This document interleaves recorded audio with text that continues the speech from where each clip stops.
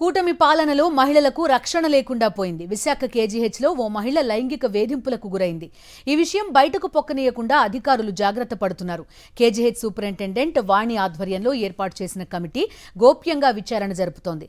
విశాఖలో బాలికలు, మహిళలపై లైంగిక వేధింపులు, దాడుల ఘటనలు తరచూ జరుగుతున్నాయి. తాజాగా కేజీహెచ్లో వెలుగు చూసిన వ్యవహారం కలకలం రేపుతోంది.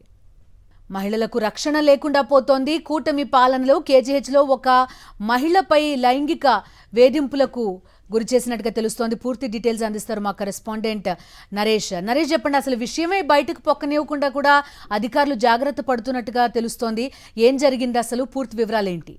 బిందు, విశాఖ నగరంలో నిత్యం ప్రతిరోజు కూడా మహిళలపై లైంగిక దాడులు లేదా అత్యాచార యత్నాల ఘటనలు ఏదో ఒక మూల తరచూ బయటపడుతున్నాయి. కూటమి ప్రభుత్వం ఏర్పడిన తర్వాత అసలు ప్రశాంత విశాఖ నగరంలో ఏదో ఒక అలజడి రేగుతూనే వస్తుంది. ఇప్పుడు తాజాగా ఉత్తరాంధ్రకే పెద్ద ఆసుపత్రి అయిన కేజీహెచ్ ఆసుపత్రిలో మహిళలపై లైంగిక వేధింపులు అనే అంశం ఇప్పుడు మరింత కలకలం రేపుతుంది. ఎందుకంటే వరుస ఘటనలు విశాఖపట్నంలో నిన్న ఏకంగా ఒక మోగ మైనర్ బాలికపై అత్యాచారం ఘటన మరొక ముందు ఇప్పుడు కేజీహెచ్లో మహిళలపై వేధింపుల ఘటన బయటకు వచ్చింది. ఇప్పటికే ఈ అంశంపై చాలా గోప్యంగా అధికారులు విచారణ జరుపుతున్నారు. అయితే ఈ ఘటనలో పూర్తిగా కూడా ఒక పీజీ మెడికల్ విద్యార్థిని ఎవరైతే ఉన్నారో ఆమెపై లైంగిక వేధింపులు జరిగిందనే ఒక ఆరోపణ వచ్చింది. ఈ నేపథ్యంలోనే పూర్తిగా కూడా దర్యాప్తు కొనసాగుతుంది. అయితే ఈ ఘటనకు సంబంధించి విశాఖ కేజీహెచ్ సూపరింటెండెంట్ వాణి ఆధ్వర్యంలో ఒక కమిటీ ఏర్పాటు చేసి ఆ కమిటీ విచారిస్తుంది. అయితే ఈ విచారణ కూడా చాలా రోజులు జరుగుతున్నప్పటికీ కూడా చాలా గోప్యంగా పాటిస్తున్నారు. అయితే మరొక వైపు ఇది ఒకటే ఘటన కాదు, మరొక ఘటన కూడా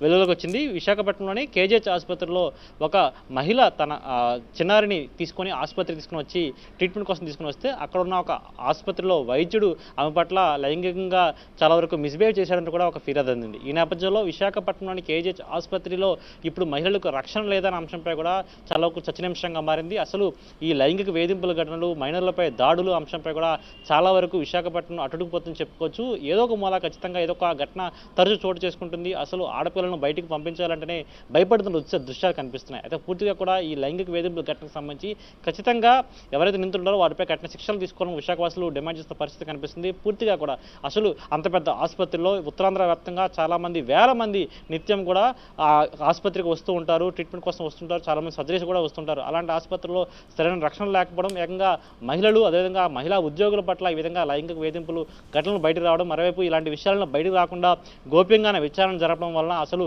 నిందితులకు శిక్ష పడుతుందా అనే అంశంపై కూడా చాలా వరకు క్లారిటీ రావాల్సి ఉంది. ఈ విధంగా విశాఖపట్నంలో ప్రస్తుతం అయితే ఇది పూర్తి స్థాయిలో చాలా ఒక హాట్ టాపిక్గా మారింది.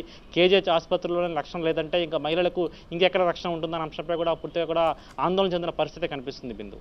Right, thank you Naresh.